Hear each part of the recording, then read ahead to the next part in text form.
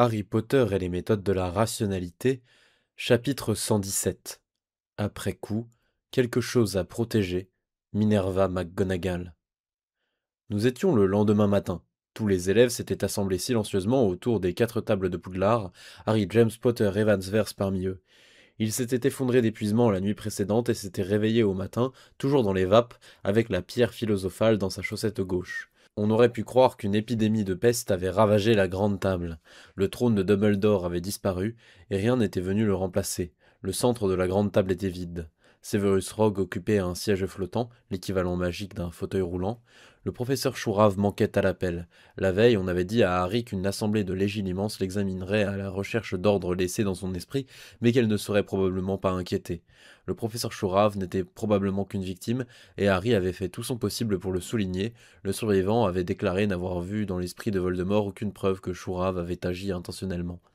Le professeur Flitwick manquait toujours à l'appel, probablement pour rester au chevet de Hermione.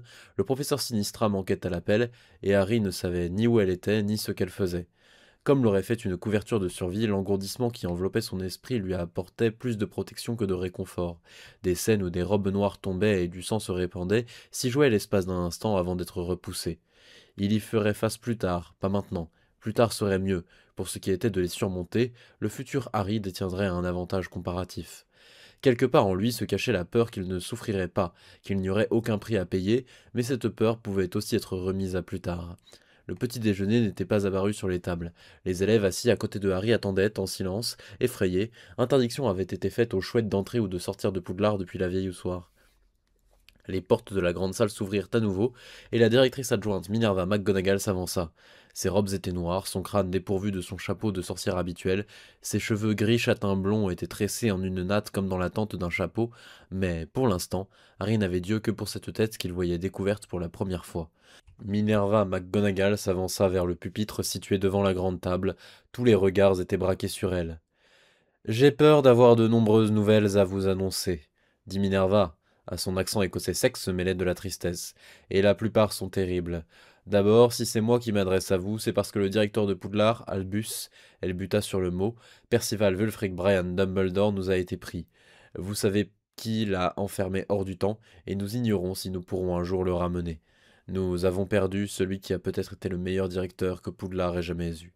Des susurrements d'horreur s'élevèrent des tables, pas des hoquets ou des plaintes, seulement de fortes inspirations, la plupart venues de Gryffondor et certaines de Poufsouffle et Serre d'Aigle. La mauvaise nouvelle avait déjà circulé, mais l'autorité venait de la confirmer. Ensuite, vous savez qui est brièvement revenu, mais il est à nouveau mort. Il ne restait que ses mains serrées autour du cou de mademoiselle Granger. Nous pensons qu'il n'est plus une menace. Minerva McGonagall inspira à nouveau. Troisièmement, le professeur Quirrell est mort baguette en main face à vous savez qui. Nous l'avons retrouvé non loin de là où vous savez qui est mort, victime de son sortilège de la mort. Une autre susurration d'horreur, confirmée, cette fois venue des 4 tables. Minerva inspira encore. La nuit dernière, nous avons aussi perdu celui qui a peut-être été le meilleur professeur de défense de l'histoire de Poudlard. Ses qualités pédagogiques seules, notre professeur de défense a porté de nombreux noms, mais son vrai nom était David Monroe. Étant le dernier représentant de la noble et très ancienne maison Monroe, ses funérailles, ses secondes funérailles, il est vrai, se dérouleront dans 2 jours dans la chambre très ancienne du Magen Mago. Mais nous aurons aussi une veillée pour le professeur de défense de Poudlard, pour notre professeur Quirrell, ici dans ce château. Cet homme est aussi mort en portant les robes de professeur de Poudlard, avec autant d'honneur qu'il soit possible. Harry écoutait en silence, en résistant aux larmes qui remontaient dans ses yeux. Ce n'était même pas vrai et encore moins surprenant, et pourtant c'était douloureux à entendre. Assis juste à côté, Anthony Goldstein posa une main réconfortante sur celle de Harry, et Harry ne bougea pas.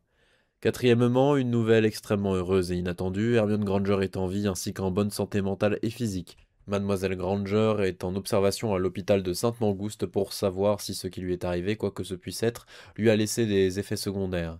Mais compte tenu de sa situation précédente, son état de santé est stupéfiant. Si la nouvelle était tombée par surprise ou que sa préface avait été différente, de nouvelles exclamations de joie auraient jailli de Serdaigle et Gryffondor. Ici, Harry ne vit que quelques brefs sourires. Peut-être avait-il sauté de joie plus tôt, mais il n'y avait pour l'instant que du silence. Harry comprenait. Il ne poussait pas de cris de joie non plus, pas pour le moment. Enfin, la voix de Minerva McGonagall faiblit, puis elle se reprit. J'ai peur d'avoir la plus grave des nouvelles à annoncer à certains de nos élèves. Il semblerait que vous savez qui a convoqué ceux qui étaient jadis ses partisans, et nombre d'entre eux ont obéi.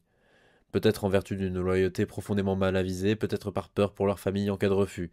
Il semble qu'un sacrifice était requis pour parachever la résurrection de vous savez qui, ou peut-être que vous savez qui les a-t-il jugés responsables de sa défaite. On a retrouvé 37 corps. On ignorait qu'il y avait encore autant de partisans à l'extérieur d'Azkaban. J'ai peur, la voix de Minerva McGonagall faiblit une fois de plus, j'ai peur que les parents de nombre de nos élèves soient à compter parmi les victimes. Non, non, non, non, non, non, non, non, non. Comme attirés par un horrible aimant, les yeux de Harry se fixèrent sur l'image d'horreur absolue qu'était le visage de Draco Malfoy, alors même que le coton réconfortant qui enveloppait les pensées de Harry était arraché comme du tissu. Comment avait-il pu ne pas penser, ne pas se rendre compte? Quelque part, quelqu'un criait déjà, et pourtant la pièce semblait très silencieuse. Sheila, Flora et Estia Caro ont perdu leurs deux parents hier, élèves ayant perdu leur père. Robert Jackson, Ethan Jackson, Sarah Jackson, Michael McNair, Riley et Randy Rockwood, Lily Lu, Sacha Sproche, Daniel Gibson, Jason Gross, Elsie Ambrose. Peut-être Lucius a compris, peut-être qu'il a été assez malin pour ne pas venir, peut-être qu'il a compris que c'était Voldemort qui s'en était pris à Draco, Theodore Nott, Vincent Crabbe, Gregory Goyle, Draco Malfoy. C'est tout. Un élève de Gryffondor poussa un cri de joie et fut immédiatement giflé par un autre si fort qu'un moldu en aurait perdu une dent. 30 points de moins pour Gryffondor et en retenue tout le premier mois de l'année prochaine, dit le professeur McGonagall d'une voix qui aurait fendu des pierres. Mensonge glapit un grand serpentard qui s'était levé. Mensonge, mensonge. Le Seigneur des Ténèbres reviendra et il vous apprendra à tous le sens de Monsieur Jackson, dit la voix de Severus Rogue. Même si la voix était vacillante, même si elle ne ressemblait pas à celle du maître des potions, même si elle était faible, le serpentard se tut. Robert, le Seigneur des Ténèbres a tué votre père. Robert Jackson poussa un cri de furie terrifié et se rua hors de la salle. Draco se replia sur lui-même comme une maison qui s'écroule et émit des sons que personne n'entendit parce que les bavardages avaient déjà commencé. Harry se leva à moitié et s'arrêta.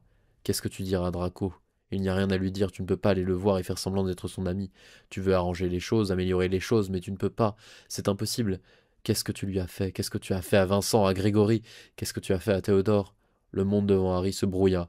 Il vit à peine Padma Patil se lever, s'avancer vers la table Serpentard et vers Draco, Simus s'avancer vers Théodore, et parce qu'il avait lu les livres de science-fiction et de fantasy et de son père, parce qu'il avait déjà lu cette scène 10 fois quand elle était arrivée à d'autres protagonistes, une image de Maugrey Folleuil apparut dans son esprit, une image de l'homme balafré appelé Alastor, et son image lui dit, du même ton qu'il aurait eu avec Albus Dumbledore, que les mange-morts avaient tous pointé leur baguette vers Harry, qu'ils avaient choisi déjà de porter la marque, qu'ils avaient été coupables de crimes impensables, peut-être même pour Harry, qu'ils avaient renoncé aux protections offertes aux bons, qu'ils s'étaient désignés comme cible potentielle le jour où un sacrifice devrait être fait, que vouloir protéger les parents innocents de Harry de torture et d'un voyage à Azkaban l'avait rendu nécessaire, que vouloir protéger le monde de Voldemort l'avait rendu nécessaire, que tuer des mange-morts prêts à vous abattre était moralement bien plus simple que les actes quotidiens des aurores ordinaires et des juges qui rendaient la justice dans des contextes bien moins clairs, mais néanmoins nécessaires à la société, que si les actes de Harry n'avaient pas été justes, s'il n'était pas juste d'agir de façon beaucoup plus moralement ambiguë,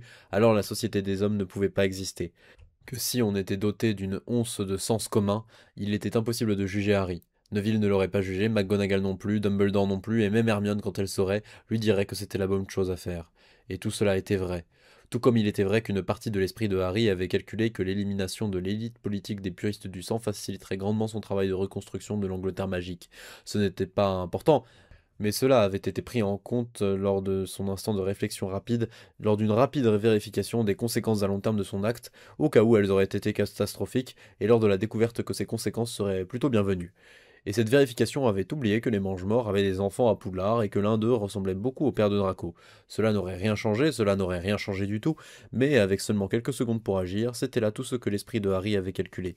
Si jamais les proches de Mangemort avaient le moindre souci financier, Harry pourrait au moins faire quelque chose. Métamorphoser de l'or et utiliser la pierre pour rendre la métamorphose permanente, à moins que fabriquer de telles quantités d'or ne pose un problème à l'économie magique ou ne dérange les gobelins qui ne comprendraient pas les économies de marché monétariste. Enfin, ce n'était pas comme si Harry n'avait pas de compétences utiles à monnayer.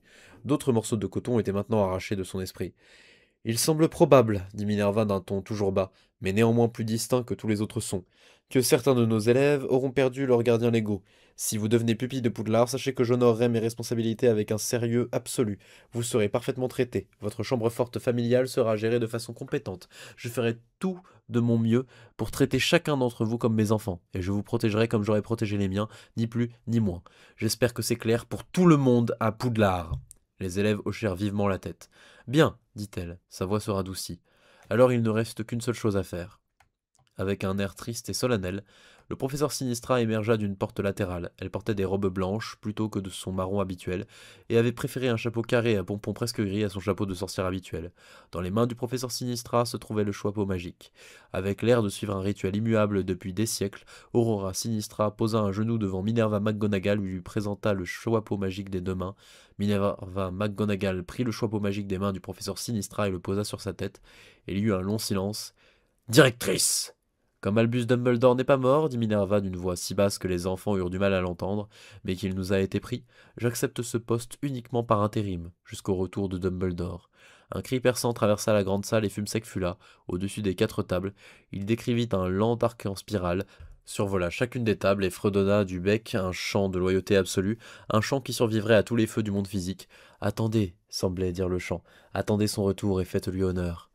Fumsec décrivit 3 cercles au-dessus d'elle, des plumes l'effleurèrent, des larmes commencèrent à couler sur ses joues, puis l'oiseau s'élança vers une lucarne au-dessus de la grande salle, et s'enfuit.